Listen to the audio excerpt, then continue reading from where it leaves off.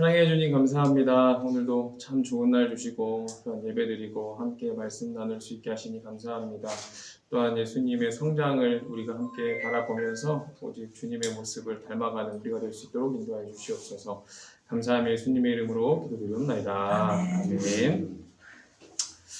그 프린트를 보시면 위에는 날짜가 잘못 읽으려 했는데 네 번째 시간입니다. 오늘 4월 6일 예수님께서 나사렛에 사시다가 어머니 마리아와 그리고 아버지 요셉 함께 이제 베들레헴으로 갔다가 베들레헴에서 이제 출산을 하게 됩니다.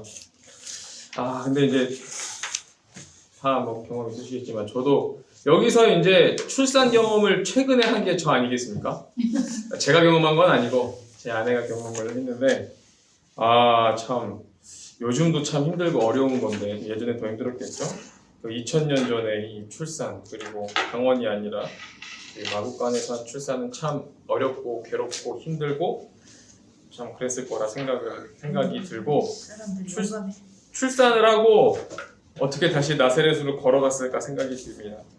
걸어서 또 나귀를 타고 갔을까 많이 아팠겠다 힘들었겠다 그런 생각이 들고요. 그래서 예수님께서 이제 점점 이제 성장을 하게 됐어요. 그런데 누가복음에 그런 장면이 있습니다. 요셉 아버지 요셉과 어머니 마리아와 이렇게 또 이제 10대에 예수님과 함께 어디를 가죠?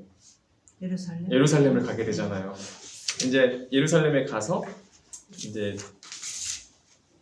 예루살렘에 갔는데 예수님이 없어진 거예요. 왜 없어졌죠?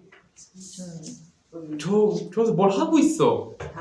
담화를 하고 토론을 하고 논의를 하고 근데 누구랑? 뭐 어른들이랑 뭐 랍비들이랑 막 그러고 있는 거예요. 그러니까 어머니가 야 예수야 너 왜 여기 있냐 빨리 와라 그랬더니 예수님께서 하시는 말씀이 내 아버지 집에 내가 있고 어머니 내 어머니인 줄 아십니까? 아니다 뭐 이렇게 얘기를 하잖아요. 그러니까 어머니로서는 참 당황스럽고 놀랐겠지만 근데 그 내용이 예수님의 어린 시절 내용에 다예요. 별로 내용들은 없어요. 자, 1번 보시면 예수님의 성장 과정은 성경에 많이 기록되어 있지 않는데 그러나 성경은 어떻게 기록하고 있냐면 누가복음 2장 40절 한번 읽어볼까요? 시작! 아기가 자라며 강하여지고 지혜가 충만하며 하나님의 은혜가 그에게 이르더라. 네. 아이가 자라면서 강하여졌다. 그리고 지혜가 충만했다. 그리고 하나님의 은혜가 그 위에 있었다. 뭐 당연한 거겠지만 하나님과 동행하면서 또 이 어린이가 이 육체로서는 온전한 사람이기 때문에 식사도 잘하고 잘 뛰어놀며 이렇게 자라났다. 이야기를 합니다. 자, 두 번째 예수님은 육신의 부모인 야곱과 마리아에게 어떠했을까요? 이 말씀이 어떤 거냐면 이제 누가복음 2장 40절은 아이가 자랐고 40절과 50절 사이에 예루살렘에 가서 사람들을 만나고 그리고 다시 이제 고향인 나사렛으로 돌아왔어요. 그러면서 나온 말씀이 51절이거든요. 읽어볼까요? 자, 시작! 예수는 부모와 함께 내려가 나사렛으로 돌아가서 그들에게 순종하면서 지냈다. 예수의 어머니는 이 모든 일을 마음에 간직하였다. 자, 예수님의 어머니 마리아의 입장에서는 우선은 관계하지는 않은 상태에서 가브리엘이 와서 수태고지를 했잖아요. 제가 말씀드렸죠. 수태고지를 당하는 순간, 들은 순간, 내가 이번에 이제 태어날 아이가 보통 아이가 아니구나라는 걸 이미 알고 있었고, 그리고 베들레헴에서 아이를 낳고 키우면서, 근데 엄마는 알아요. 엄마는 이 아이가 어떤 아이인지 알더라고요. 저는 모르겠는데. 그러니까 특별하고 어떤 재능이 있고 순간순간 이야기하는 것들을 엄마는 놓치지 않더라고요. 그러니까 키우면서 이 아이가 10살 정도 됐을 때까지 12살 정도 됐을 때까지 마리아는 점점 더 그 느낌과 확신을 가지고 키웠지 않았을까 싶거든요.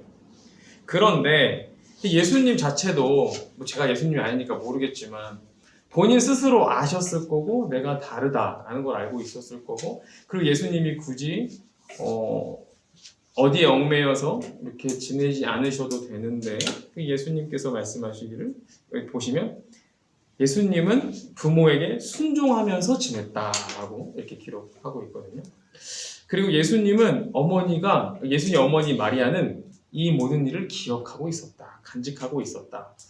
뭐 성경에는 엄마랑 예수님이 엄마 나 왜 베들레헴에서 났어? 왜 나는 어떻게 된 거야? 그런 이야기, 시시콜콜한 이야기가 담겨 있지 않지만 이미 엄마와 아이는 둘이 이야기하지 않아도 뭔가 아는 상황이었던 거예요. 예수님은 엄마 아버지의 말씀에 순종하면서 이제 자랐다라는 이야기가 있고요. 세 번째 보면 이후에 예수님의 성장 과정은 그 다음 절인데 읽어볼까요? 자, 시작. 예수는 지혜와 키가 자라며 하나님과 사람에게 더욱 사랑스러워 가시더라. 이렇게 이야기하고 예수님의 성장 과정은 더 이상 나오지 않아요. 그런데 많은 어린이 부서들 가면 이 말씀 가지고 말씀을 많이 전해요.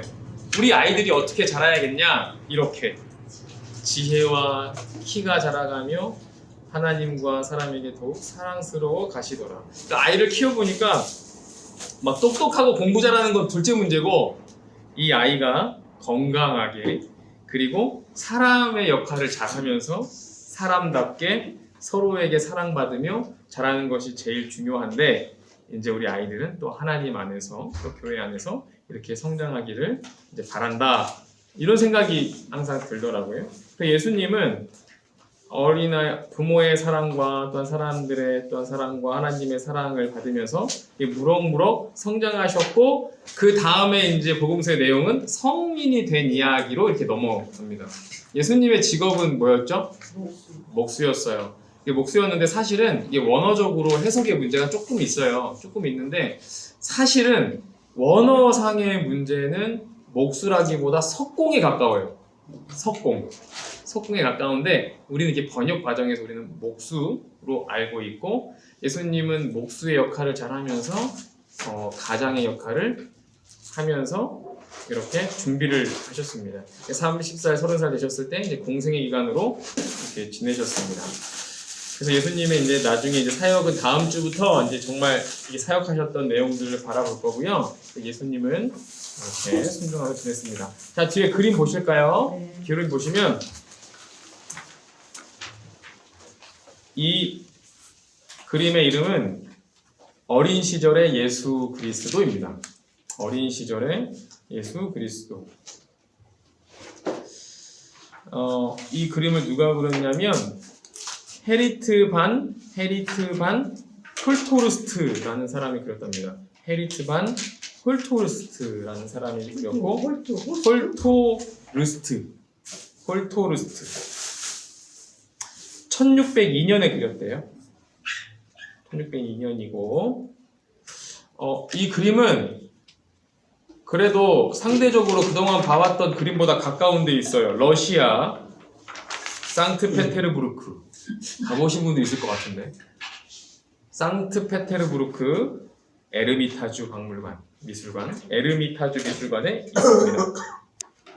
고대시대나 지금이나 많이 가업을 잊죠. 예수님도 목수였고 아버지 요셉도 목수였습니다. 이제 표현하길 이렇게 표현으로 목수를 표현했는데요. 왼쪽에 이렇게 망치 들고 있는 사람 흰머리 아버지 요셉입니다. 근데 아버지가 생각보다 엄청 늙었어. 그렇죠. 그리고 가운데 이렇게 빨간 옷을 입고 이렇게 초를 들고 있는 아이가 예수님, 어렸을 때 예수님 미남이죠. 미남이고 자 오른쪽에 어린 두 아이 보이세요? 근데 중간에 그러니까 왼쪽에 있는 아이 뒤에 이게 원래 사진으로 보면 잘 보이는데 날개예요. 이 두 아이는 아기 천사입니다. 아기 천사예요. 아까 말씀이 있었죠. 하나님과 함께하며 자라갔더라 이렇게 기록하고 있잖아요. 자 아버지를 보기 전에 이 그림 전체가 이렇게 막 우울하거나 뭐 엄청 기쁘거나 뭐 그렇지는 않고 좀 고요하고 어둡고 평온하고 뭐 이런 느낌을 가지고 있고요. 아버지가 일하는 걸 이제 아기 예수님이 어린 예수님이 도와주고 있고 그리고 요셉의 얼굴 보면 주름이 많죠. 주름이 많고 그리고 머리가 굉장히 이렇게 희끗희끗하잖아요. 그의 인생길이 쉽지 않았다라는 걸 표현합니다. 그러니까 요셉의 입장에서는 쉽지 않은 인생길을 살아왔다라는 것, 그리고 그에 반해 그 눈과 밑에 이 정 있죠. 왼손에 들고 있는 정, 그리고 망치를 보면 이제 흔들림 없이 자신의 일을 굳건하게 해가는 모습을 표현하고자 했고, 그리고 망치와 정을 보면 무엇이 생각나세요? 예수 그리스도의 십자가 사건의 망치질을 상징하기도 한답니다. 그래서 이 작가가 표현하기를 보통의 많은 성화 중에 예수님의 어린 시절을 그린 성화들은 마리아와 예수님을 그린대요. 아무래도 이제 종교적으로 가톨릭은 성모 마리아가 조금 더 우위에 있으니까. 그런데 이 작가가 아버지 요셉을 그렸던 것은 이 아버지 요셉이 전면에 등장하지 않았기도 하였고, 그가 생각한 요셉은 침묵하며 꾸준히 자신의 자리를 열심히 지킨 사람으로 이해하고 있었대요. 그런데 그러고 보면 어쨌든 마리아, 예수님, 동생들을 키울 때까지는 이 요셉의 망치질이 끊이지 않았겠죠. 먹여 살리고, 그리고 돈을 벌고, 그 열심히 망치질을 해서 자신의 자리를 꾸준히 지켰고, 그리고 그에게는 지켜야 할 것이 있었는데 이 예수님이 어떤 사람인지 밝혀서는 안 되는 임무가 있었어요. 그래서 자신의 자리를 침묵하며 지켰다 라는 걸 표현하고 싶었다고 합니다. 그래서 아버지 요셉 나오는 그림 많지 않아요. 그리고 예수님 보시면 우선 무슨 색을 입고 있죠? 붉은색. 예수님 십자가 지신 다음에 무슨 색 입으시죠? 원래 자색인데 보라색인데요. 근데 이제 그 홍포를 입잖아요. 그걸 이제 표현하는 거고. 그리고 이 그림 중에서 가장 밝은 곳, 예수님의 얼굴이 가장 밝아요. 중심이라는 이야기가 중요한 거고요. 그리고 이 어둠 가운데 초를 들고 있잖아요. 어둠 가운데 빛이 되시는 분이 예수 그리스도다 라는 것을 표현하고 있습니다.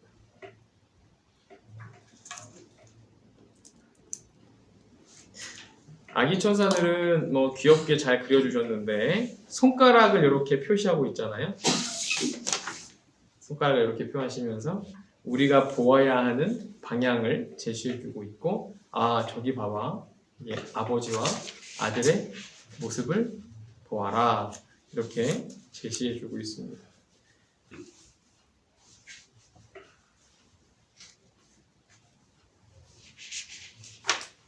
그래서 이 그림을 보면서 저도 이제 아빠니까 요셉을 그런 생각을 많이 안 했는데, 저희가 항상 설교를 하고 말씀을 나누고 하면 마리아의 이야기를 많이 하고 했는데 요셉의 좀 생각을 좀 많이 했던 것 같아요. 요셉도 자신의 자리를 잘 지키며 침묵하였던 그런 사람이었다라는 것을 함께 나누게 됩니다.